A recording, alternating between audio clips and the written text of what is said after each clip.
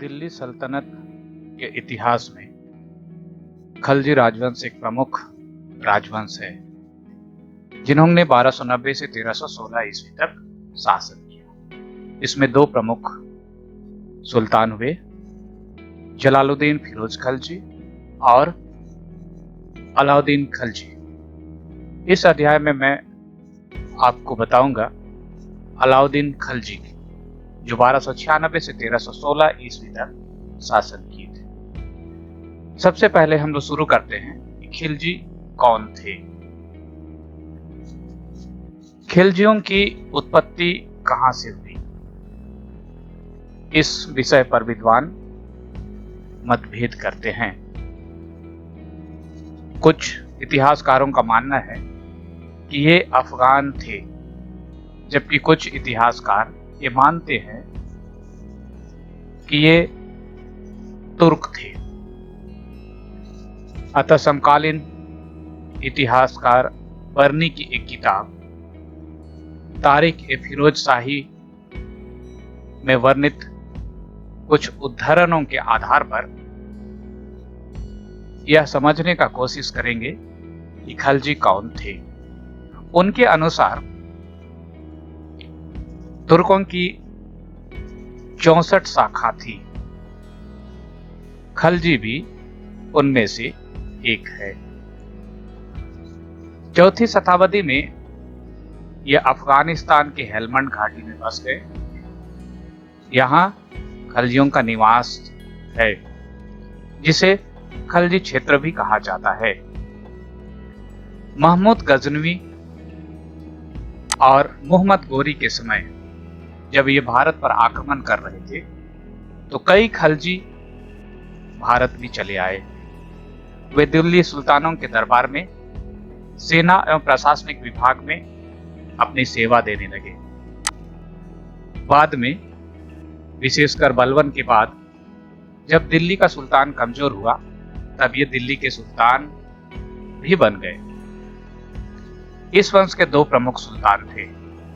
पहला जलालुद्दीन फिरोज खलजी, जिसे खलजी वंश का संस्थापक कहा, और दूसरा अलाउद्दीन खलजी। इस अध्याय में मैं अलाउद्दीन खलजी के राजनीतिक उत्कर्ष के बारे में जानकारी देना चाहूंगा। अलाउद्दीन खलजी का पूरा नाम अली गुरशास्प था। वह सुल्तान जलालुद्दीन खलजी का भतीजा और दामाद था। वे घुड़सवारी और तलवारबाजी में निपुण थे। उनके चाचा फिरोज शाह खलजी ने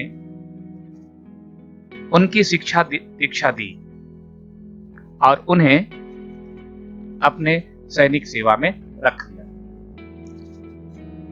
अलाउद्दीन खलजी घुड़सवारी और तलवारबाजी में इतने निपुण थे कि इनकी प्रतिष्ठा को देखते हुए जलालुद्दीन खलजी ने उन्हें अपनी पुत्री से विवाह करा दिया।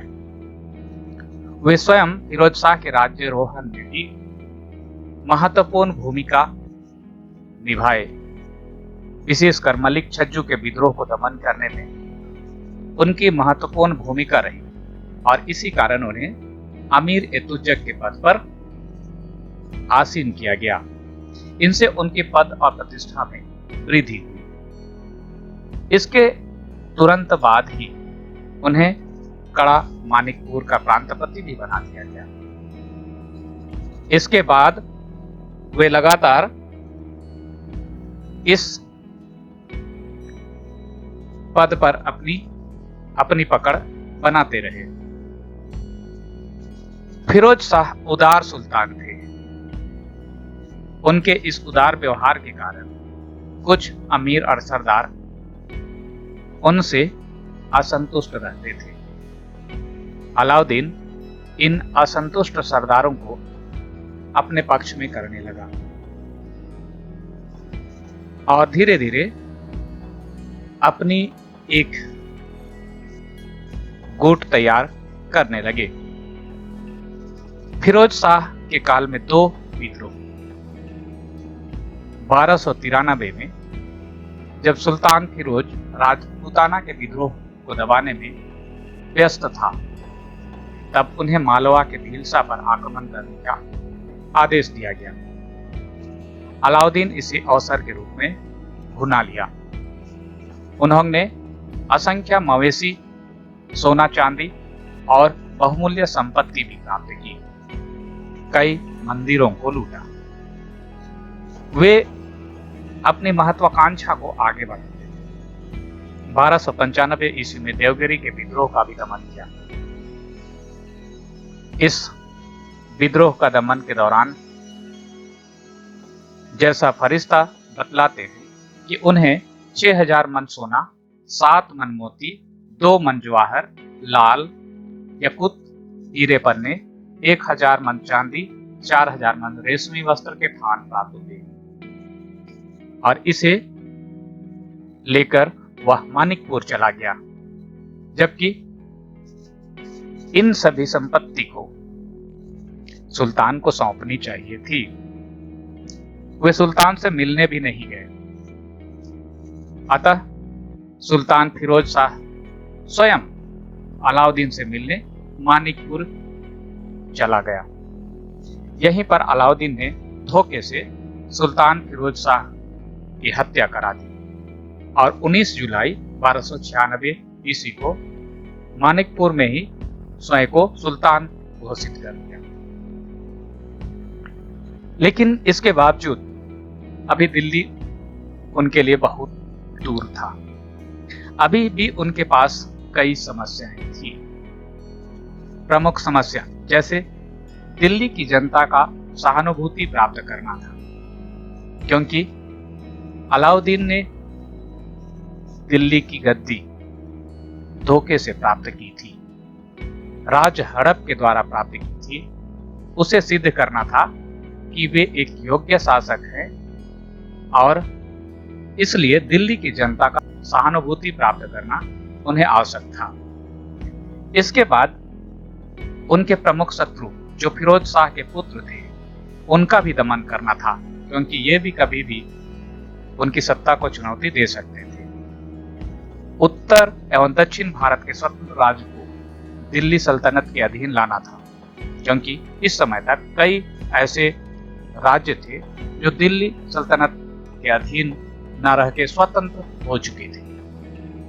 इस समय मंगोलों का आक्रमण का भय भी था और सबसे बड़ी समस्या अपनी स्थिति को मजबूत करना था। इन समस्याओं को देखते हुए एक ठोस निर्णय लेने की आवश्यकता थी। अपने उद्देश्य को सुनिश्चित करना था और इस तरह एक ठोस प्रशासनिक व्यवस्था को स्थापित करना, सल्तनत की सुरक्षा करना, स्वतंत्र राज्य को सल्तनत में मिलाना उनकी प्राथमिकता थी। यही उनका उद्देश्य भी था। अब वे दिल्ली की ओर बढ़ने की तैयारी करने लगे। कुछ अमीन रुकनुद्दीन को दिल्ली की गद्दी पर बैठाने की तैयारी भी कर रहे थे। अलाउद्दीन अब ज्यादा समय तक चुप नहीं बैठ सकता था। उसने दिल्ली जाने की तैयारी की। सबसे पहले उन्होंने मानिकपुर में ही अपने विश्वास पात्रों को अमीर के पद पर नियुक्त किया। करीब 56,000 सैनिक और 60,000 पैदल सैनिक नियुक्त किए। उन्हें 300 टंके दिए और अपनी स्थिति मजबूत कर ली। रास्ते भर देवगिरी से लूटे हुए धन को बांटता चला गया। बदायूं में इब्राहिम उनका रास्ता रोकने का प्रयास किया, किंतु वे असफल रहे। फिर वे मुल्तान की ओर भी भाग गए और इस तरह अपनी स्थिति को मजबूत करते हुए वो दिल्ली पहुंच गया। 21 अक्टूबर 1296 को अलाउद्दीन विधिवत अपना राज्याभिषेक करा लिया। गद्दी पर बैठते ही उन्होंने महत्वपूर्ण पदों पर अपने विश्वास पात्र लोगों को नियुक्त किया। जैसे ख्वाजा खातिर को अपना वजीर बना दिया, जफीर खां को सुरक्षा मंत्री का पद दिया। इसके साथ ही दूसरा प्रमुख कार्य फिरोज खलजी के पुत्रों का उन्मूलन करना था, क्योंकि ये किसी भी समय उनकी सत्ता को चुनौती दे सकते थे। इस काम के लिए उन्हें अलगू खां और जफर खां को मुल्तान भेजा। वे